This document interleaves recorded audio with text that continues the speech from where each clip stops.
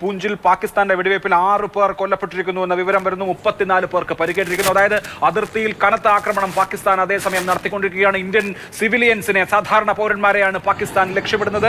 ഇപ്പോൾ പൂഞ്ചിലുണ്ടായ വെടിവയ്പിൽ 6 പേർ കൊല്ലപ്പെട്ടതായും 34 പേർക്ക് പരിക്കേറ്റതായും വിവരങ്ങൾ വരികയാണ്. എസ്കലേഷന് വീണ്ടും പാകിസ്ഥാൻ ശ്രമിക്കുകയാണ്, പ്രകോപനം ഉണ്ടാക്കുകയാണ്. 6 പേർ കൊല്ലപ്പെട്ടു എന്ന വിവരം വരുന്നു. പി ബസന്താണ് ഡൽഹിയിൽ നിന്ന് വിവരങ്ങൾ നൽകേണ്ടത്. ബസന്ത്, രാവിലെ മുതൽ തന്നെ അതിർത്തിയിൽ പാകിസ്ഥാന്റെ ഭാഗത്തുനിന്ന്, പാക് സൈന്യത്തിന്റെ ഭാഗത്തുനിന്ന് ഇന്ത്യൻ പോസ്റ്റുകളിലേക്ക് കനത്ത വെടിവെപ്പുണ്ട്, ഷെല്ലിംഗ് ഉണ്ട്. ഇപ്പോൾ 6 പേർ കൊല്ലപ്പെട്ടതായി വിവരങ്ങൾ വരുന്നു. ഈ 6 പേർ സിവിലിയൻസ് ആണോ? 6 സിവിലിയൻസ് ആണ് കൊല്ലപ്പെട്ടിരിക്കുന്നത്. അതായത് സാധാരണക്കാർ, അവിടെയുള്ള പ്രാദേശികവാസികൾ, തദ്ദേശവാസികൾക്ക് നേരെയാണ് പാകിസ്ഥാൻ ഇപ്പോൾ വെടിവെക്കുന്നത് എന്നുള്ളതാണ് മനസ്സിലാക്കുന്നത്. നേരത്തെ ഇന്ത്യൻ സൈന്യം തന്നെ 3 വീടുകൾ തകർന്നതായും 3 പേർ കൊല്ലപ്പെട്ടതായും അറിയിച്ചിരുന്നു. ഇപ്പോൾ 6 പേർ കൂടി കൊല്ലപ്പെട്ടു എന്നുള്ള വിവരമാണ് ഇപ്പോൾ പുറത്തു വരുന്നത്. പൂഞ്ചിലാണ് ഈ പാകിസ്ഥാന്റെ വെടിനിർത്തൽ കരാർ ലംഘനം. ഇന്ത്യൻ പോസ്റ്റുകളിലേക്ക് പാകിസ്ഥാൻ വെടിവെക്കുന്നു. അത് അവിടെയുള്ള സമീപമുള്ള ഗ്രാമപ്രദേശങ്ങളിലുള്ള തദ്ദേശവാസികൾക്ക് നേരെയാണ് അത് വരുന്നത്. അവരാണ് ഇപ്പോൾ കൊല്ലപ്പെടുന്നത്.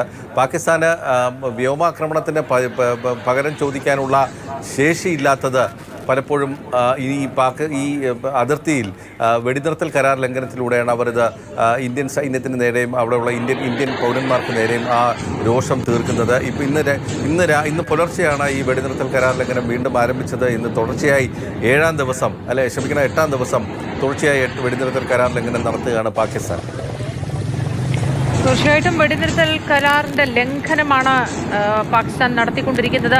എങ്ങനെയാണ് വളരെ പദ്ധതിയിട്ട് തിരിച്ചടിക്കേണ്ടത് എന്നോ, എന്ത് ഉപകരണങ്ങൾ അല്ലെങ്കിൽ പ്രതിരോധ സംവിധാനങ്ങൾ ഉപയോഗിച്ച് തിരിച്ചടിക്കണമെന്നോ എന്ന് വ്യക്തമായ ധാരണയില്ലാതെ പാകിസ്ഥാൻ നടത്തുന്ന ആക്രമണമാണിത്. സാധാരണ ജനങ്ങളെ ലക്ഷ്യം വെച്ച് നടത്തുന്ന ആക്രമണം. അതിലാണിപ്പോൾ 6 പേർ കൊല്ലപ്പെട്ടുവെന്നും 34 പേർക്ക് പരിക്ക് പറ്റി എന്നുമുള്ള വാർത്ത ഏറ്റവും പുതിയതായി നമുക്ക് ലഭ്യമാകുന്നത്.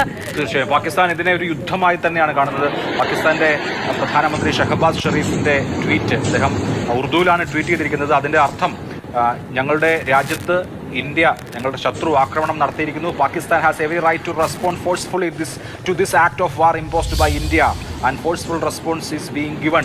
കനത്ത തിരിച്ചടി ഞങ്ങൾ ഇന്ത്യക്ക് നൽകിക്കൊണ്ടിരിക്കുകയാണെന്നാണ് പാക് പ്രധാനമന്ത്രി അവകാശപ്പെടുന്നത്. പക്ഷേ ആ തിരിച്ചടി ഇന്ത്യയുടെ മിലിറ്ററി ഇൻഫ്രാസ്ട്രക്ചറിലേക്ക്, അല്ല സാധാരണ പൗരന്മാരുടെ, കശ്മീരിലെ സാധാരണ പൗരന്മാരുടെ നേർക്കാണ്. അതേസമയം തന്നെ പൗരന്മാരെ പ്രധാനമായും ബങ്കറുകളിലേക്ക് മാറ്റുക തുടങ്ങിയ കാര്യങ്ങളൊക്കെ വളരെ സജീവമായി നടക്കുന്നുണ്ടായിരുന്നു. ബസന്ത്, വളരെ നേരത്തെ കൂട്ടി തന്നെ ഇങ്ങനെ അതിർത്തിയിലെ പാകിസ്ഥാന്റെ പ്രകോപനം ഇന്ത്യ പ്രതീക്ഷിക്കുന്നുണ്ട്. ബങ്കറുകൾ വൃത്തിയാക്കാനും ബങ്കറുകളിലേക്ക് ആളുകളെ മാറ്റാനും ഒക്കെയുള്ള നടപടികൾ കഴിഞ്ഞ ദിവസങ്ങളിൽ തന്നെ ആരംഭിച്ചിരുന്നു. അതിർത്തി അശാന്തമാകും, പാകിസ്ഥാന്റെ പ്രതികരണം അതിർത്തിയിലായിരിക്കും എന്നുള്ള കാര്യം നേരത്തെ തന്നെ കണക്ക് കൂട്ടിയതാണ്. പരമാവധി ഈ സിവിലിയൻ കാഷ്വാലിറ്റി കുറയ്ക്കാനുള്ള നടപടികളൊക്കെ എടുത്തിട്ടുണ്ടോ?